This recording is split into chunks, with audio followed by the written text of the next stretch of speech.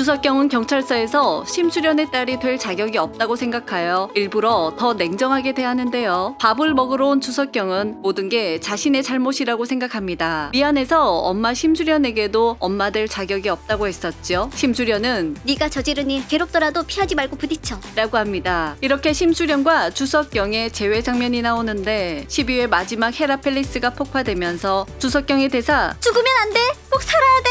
그리고 다음 장면은 자신의 마지막을 예감한 듯한 심수련이 석경이 석훈이의 사진을 보며 엄마가 너무 사랑해 라고 하며 눈물을 흘리는데요. 짭단태에게 주석경이 감금되는 등 마음을 졸였던 심수련은 이제야 딸을 지켜내고 사랑을 쏟을 일만 남은 것 같았습니다. 그리고 석경이도 로나 제니에게 무릎을 꿇는 등 용서를 빌고 모녀의 관계는 이제 더 단단해지리라 기대를 했는데 하지만 헤라펠리스 폭발 직전의 심수련의 모습인데요. 석경이의 절규 엄마 꼭 살아야 돼 라는 말처럼 심수련은 극적으로 살아나 이 모녀는 다시 곧 눈물의 재회를 맞을 것으로 추측됩니다. 다음 장면은 천서진이 너한테 아주 어울리는 죽음이었어. 라며 미소를 짓는데요. 천서진이 병원에서 나온 모양입니다. 천서진이 TV를 통해서 짭단태의 마지막 모습을 보며 너한테 아주 어울리는 죽음이었어. 라는 대사인 것 같죠. 천서진이 TV를 보면서 웃은 이유는 이제 더 이상 사채업자에게 시달리지 않아도 되기 때문일 것 같다고 앞서 영상에서 언급했는데요. 사채업자가 도비서에게 주단태가 죽지 않는 이상 천서진이든 천서진 딸이든 목숨 끊어질 때까지 우리 돈 갚아야 돼 라고 말했었습니다. 이 말은 주단태가 사망하게 되면 천서진이 사채업자에게 갚아야 될 빚이 사라진다는 거죠. 그래서 천서진의 자신의 남편 짭단태의 죽음을 TV에서 보자 이렇게 웃은 것으로 추정이 됩니다. 하지만 다음 뉴스를 보며 표정이 일그러지는데 바로 로건니가 청아그룹 회장에 취임한다는 뉴스죠. 사람들의 박수를 받고 있으며 로건니 옆에는 청아그룹과 또 옆에도 청아그룹이 보입니다. 로건니는 책상에 손을 얹고 있고 박수를 치는 사람의 표정들이 기뻐 보이는데요. 이건 찐으로 기뻐하는 거죠. 이분들의 표정으로 봐서 단순히 로건니가 회장이 되어서 기뻐하는 건 아닌 것 같습니다. 이분들의 기쁨이라는 건 청아그룹이 잘 운영되는 것뿐일 텐데요. 바로 돈이 즉시에 투자되는 상황일 것으로 추측됩니다. 아마도 로건니가 청아그룹의 민설아 몫이었던 10조를 투자한다는 말을 했을 것 같습니다. 그리고 보통 회사에 악재가 계속 쌓이면 회사 이름을 바꾸는데요. 이름도 청아그룹에서 설아그룹으로 그리고 설아재단에 민설아의 몫을 투자하는 게 아닐까요? 예전 영상에서 설아재단이 생기고 거기서 주석경이 선생님이 된다고 추리를 했었는데요. 이제 펜트하우스도 거의 막바지인데 민설아가 다시 살아나지 않는 이상 그녀에 대한 속죄와 추모는 설아재단 설립의 형태로 흘러가게 될 것 같네요. 베로나의 나 때문에 죽을까봐. 라는 나레이션이 나오고 그녀가 울고 있고 서서 누군가가 안아줍니다. 그리고 베로나는 2년 안에서 울고 있고 하윤철은 그 밖에서 울고 있는 장면입니다. 베로나는 그동안 하윤철을 아버지로 인정하지 않는 모습이었고 만나기도 싫어했습니다. 그러나 천서진과의 몸싸움에서 위기의 순간 하윤철이 베로나를 구해주었고 하윤철은 천서진보다 더 늦게 깨어났습니다. 하윤철이 수술 중일 때 심수련에게 베로나는 아저씨한테 무슨 일 생기면 못 견딜 것 같아요 라며 엄마도 아저씨도 다 잃을 수는 없다고 했던 베로나인데요. 헤라펠리스 100층 폭파로 심수련 주석경이 더 끈끈하게 되는 빌드업을 하였고 이번 사건으로 하윤철 베로나의 마음이 더 끈끈해지게 되는 계기가 되었네요. 수술을 하고 나서 의식이 없던 하윤철의 손을 잡은 베로나 아빠 라고 하며 하윤철의 품에 안기며 눈물을 흘리는데요. 베로나의 눈물에 의식이 없던 하윤철도 눈물로 답하는 듯 했습니다. 이제 다시 예고편으로 돌아와서 하윤철이 행복하게 그렇게 살아 로나야. 라는 나레이션이 나오는데요. 앞 장면에서 언급했듯이 서로에 대한 마음을 눈물로써 확인했을 테고 이들에게 이렇게 등지면서 서글프게 우는 일은 과연 어떤 일 때문이었을까요? 예전 영상에서 하윤철의 관계가 2년에서 바뀐다고 했었는데요. 이제 서로에 대한 마음을 알았지만 베로나가 내일 유학 간다고 말하는 장면이 아닐까요? 그래서 하윤철이 베로나를 안아주고 나가는 길에 다리가 풀려 주저앉은 것 같습니다. 다음 장면은 하은별이 엄마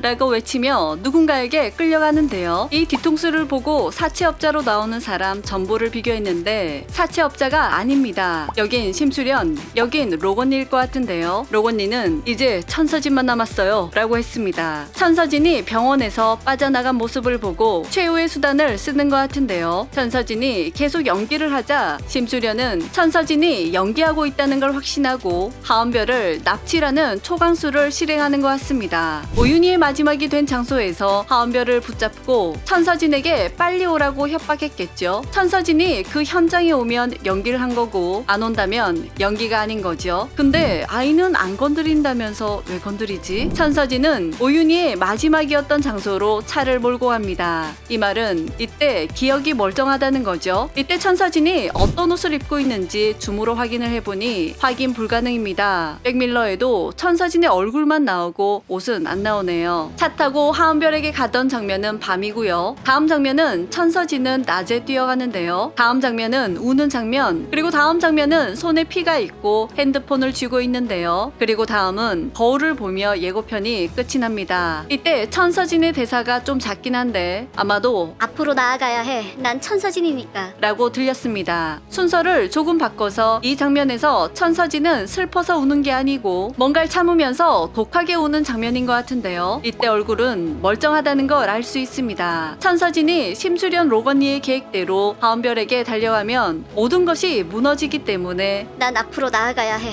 라며 참는 듯한 모습인데요. 그러나 그런 천서진도 모성애 앞에서는 참지 못하고 하은별에게 결국 달려가는 것으로 추측됩니다. 낮에 아파트 복도를 달리는 천서진의 손에 보면 피가 안 묻어 있습니다. 이때는 심수련 혹은 로건니의 전화를 받고 하은별을 구하러 달려가는 모습일 가능성이 높죠. 그리고 자신의 손에 피가 묻어 있고 핸드폰을 만지고 있습니다. 앞에 두 장면은 오윤희의 마지막 장소, 즉 하은별이 있는 장소에 가기 전이고 뒤에 두 장면은 피가 있는 곳으로 보아 갔다 오고 난 다음 장면 같습니다. 즉 천서진은 오윤희의 마지막 장소에서 살아 돌아왔다는 거죠. 하은별이 되살아난 기억 때문에 힘들어했을 때 자기 힘으로 이겨낼 거야, 내 딸이니까 라는 대사를 했던 것으로 보아 난 천서진이니까 라는 대사는 뭔가 힘든 일이 생겼다는 건데 아이는 안 건드린다던 심수련이었고 심수련은 우아함, 고상함의 캐릭터인데 하은별에게 대체 무슨 일이 생긴 걸까요? 이때 거울에 비친 천서진의 얼굴을 보면 피가 묻어 있습니다. 아파트에서 뛰어나갈 때와 똑같은 옷을 입고 있죠. 천서진은 그 장소에서 무사히 살아서 돌아왔고 하은별에게 큰 일이 생겼다는 걸 짐작할 수 있습니다. 추리를 해보자면 가기 전에 천서진은 기억은 멀쩡했지만 도착 후에는 다시 치매 증세를 보이며 자신의 딸 하은별을 오윤희로 착각하고 사고를 낸 후 돌아와 핸드폰과 손에 피 묻은 걸 보면서 다시 기억이 돌아왔을 것 같은데요. 그때 자신이 했던 일이 생각이 났고 자신의 행동을 합리화시키듯 거울을 보면서 이 대사를 친 것 같죠. 기억을 지우는 약의 과잉복용으로 기억이 왔다 갔다 하는 천서진은 결국 자신의 손으로 딸을 죽이게 되는 설정으로 가장 큰 인과응보를 받게 될 것 같습니다. 이 장면을 보니까 문득 생각나는 장면이 있습니다. 천서진은 감옥에서 나와 하은별을 처음 만나는 중요한 자리에서 팥빙수를 먹으면서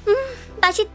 라고 했는데요. 이거 혹시 앞에 폰에 피 묻은 거 씻으면서 핸드폰 방수 PPL 하면서 이 연기를 하는 것일 수도 있다는 생각이 드네요. 여러분은 어떻게 생각하시는지 함께 의견 나눠주시길 바랍니다. 이상 두중이는 다음 영상으로 만나요. 그럼 안녕!